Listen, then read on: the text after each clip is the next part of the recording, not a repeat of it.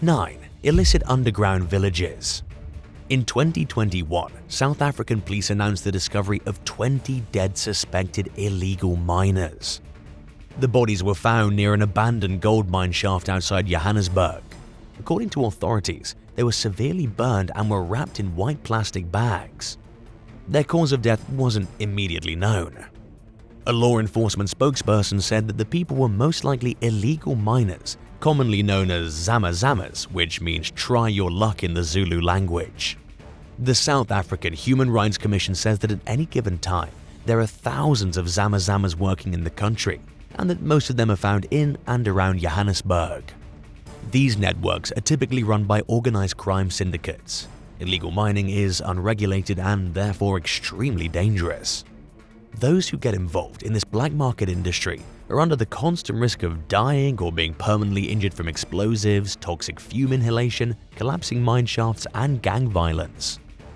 But there's no shortage of places like this for people to find work in, with derelict mines in the region numbering around 6,000, and those who are desperate to eke their way out of poverty often take their chances. Even more shockingly, the people who work in these mines spend up to 6 months at a time underground living in small makeshift cities, where commodities like food, alcohol, cell phone minutes, and sex are sold at wildly inflated prices. It's a lot like the Wild West, and because this all goes on out of plain sight, authorities struggle to maintain control over these informal networks. 8. The Cavern of Lost Souls. In 2016, a Welsh explorer named Gareth Owen investigated an abandoned slate mine below Ceredigion that had closed around 60 years earlier. He was shocked to discover that the cave now functions as an informal underground junkyard. It's been nicknamed the Cavern of the Lost Souls.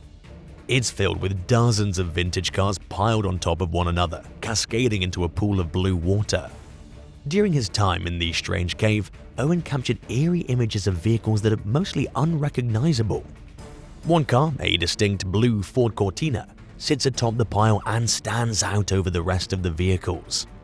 According to Owen, most of the cars in the 200-foot-deep mine are from the 1970s onward, which falls in line with the mine's closure in 1960.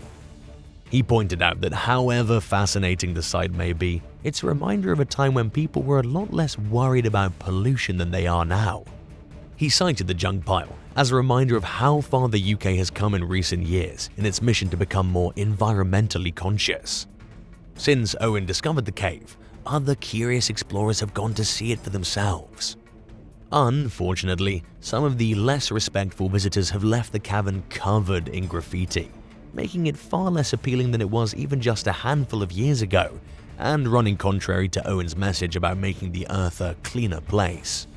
7. Demonic Whispers.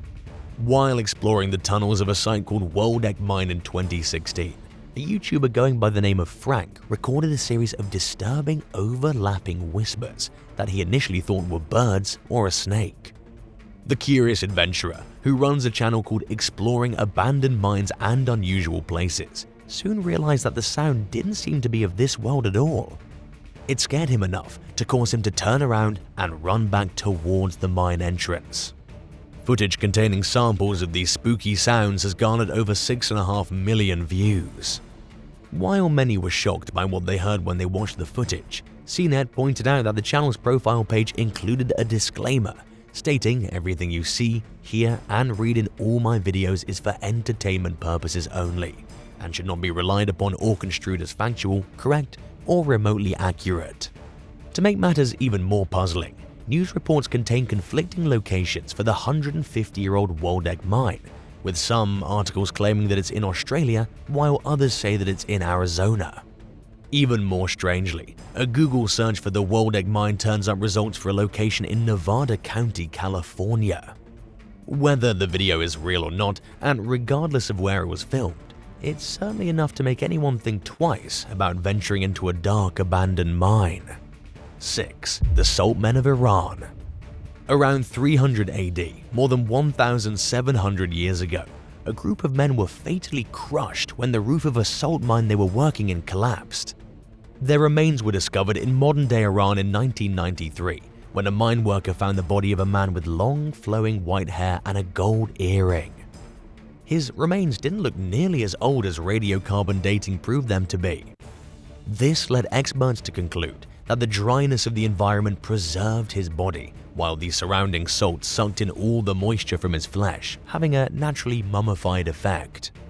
Since that initial discovery, 5 more salt men have been discovered. The second mummy was unearthed just 50 feet away from the first in 2004, and in 2005, 2 more were found. The last 2, one of which was actually a woman, were discovered in 2007. In 2008, mining activities at the property stopped and it was declared an archaeological site, which made it available to researchers.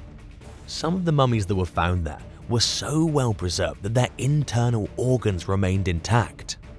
One man's stomach contained tapeworm eggs, revealing that he ate lots of raw and undercooked meat. In addition to the mummies, other artifacts were found in a remarkable state of preservation, including a leather boot with a foot in it, iron knives, a pant leg, a silver needle, a sling, leather rope, pottery shards, textile fragments, and a walnut. 4 of the 6 mummies are currently on display in the positions they were found in at the Archaeology Museum in Zanjan. 5. Mystery Monster. In 2016, Siberian miners unearthed the demonic-looking mummified corpse of a small, unidentified mammal in northeastern Russia's Sakha Republic. It looked like something out of this world, and even those who concluded that it must be of this earth struggled to come up with the possible explanation for what it actually was. The miners who worked in the Udachny diamond mine suggested that the so-called monster mummy was a newly discovered dinosaur species. Meanwhile, experts erred on the more rational side and surmised that it was a young wolverine.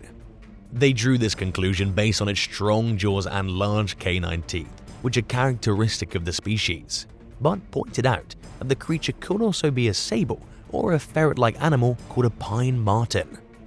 The remains were sent to Yakutsk for further examination. One highly experienced expert named Darian Basinger claimed that she knew what the carcass was just by looking at it. Speaking to EarthTouch News, Basinger, who's worked with mummified remains for years, explained that the animal looked like a Russian finch, also known as a polecat, which is actually not a cat. This aligns with other experts' belief that the creatures come from the mustelid family of weasels, ferrets, minks, and martens.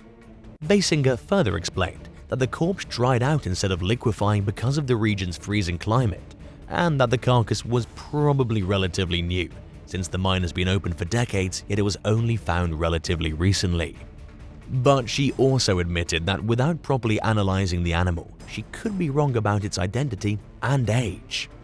What do you think the mystery monster is? Let us know in the comments below and hit subscribe while you're at it. 4. A toxic town. Wittenoom was an Australian mining town established in 1946 that was built to house workers of a nearby asbestos mine.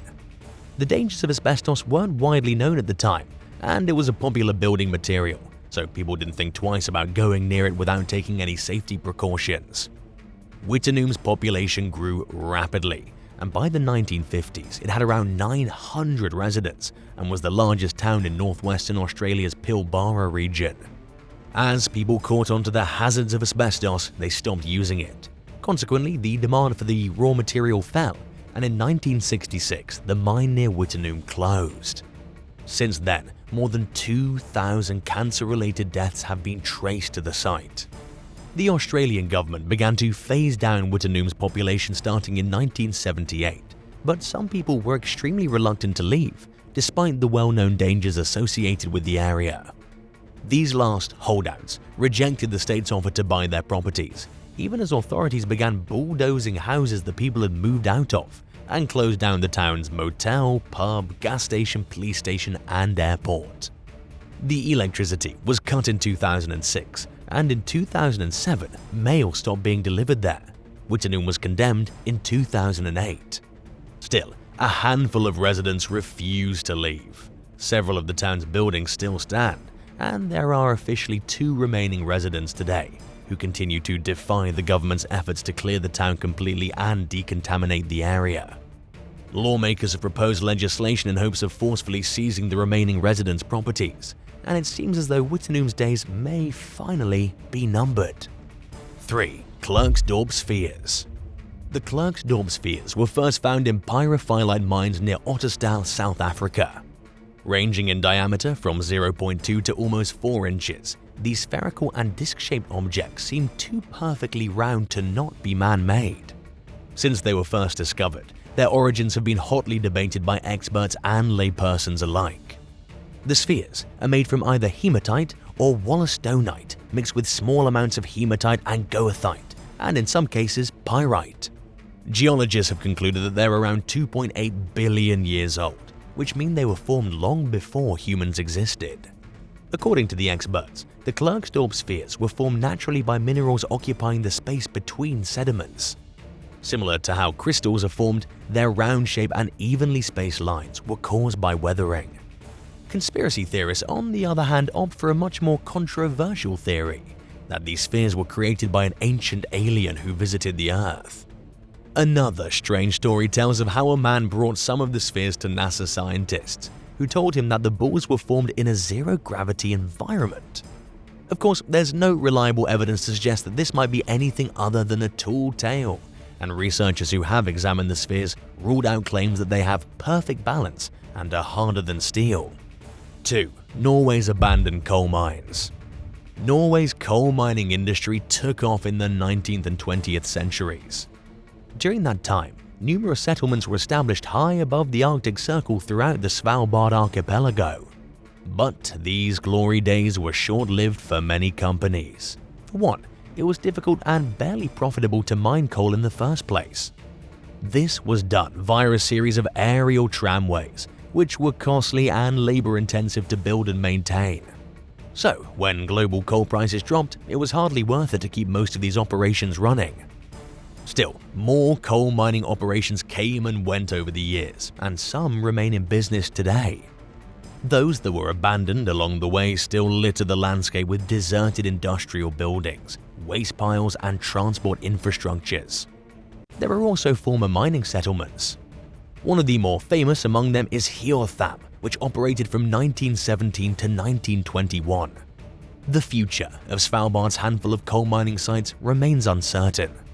In recent years, the Norwegian government announced that it wants to end the industry due to its tendency to pollute the environment, which means that the remaining few mines will most likely close down soon. Most of the abandoned sites are open to tourists, but anyone who wishes to explore should avoid visiting during Svalbard's annual period of complete darkness, which lasts from mid-November to late January every year.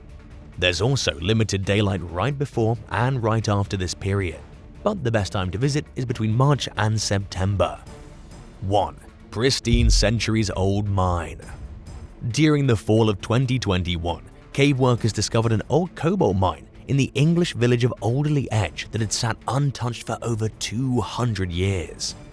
It was filled with personal belongings and equipment that miners left behind when the site closed sometime after 1810.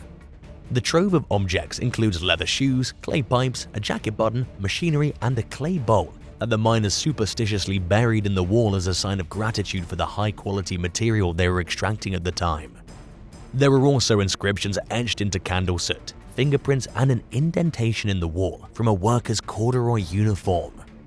Derbyshire Caving Club member Ed Coughlin told CNN that his organization explores a lot of disused mines, but that this one is particularly special due to its pristine condition and the personal nature of many of the items found inside. He said that certain items that were left behind indicate that the miners left on short notice. For example, they didn't take a windlass lifting device, which would have normally been kept and used in future mining activities. The mine was active during the Napoleonic Wars, which halted the import of many foreign goods to the UK. Trade quickly resumed after the conflicts ended in 1815, which is most likely why this and several other mines throughout the country were shut down. Thanks for watching. Which one of these discoveries shocked you the most? Let us know in the comments below, and don't forget to subscribe. See you next time. Bye.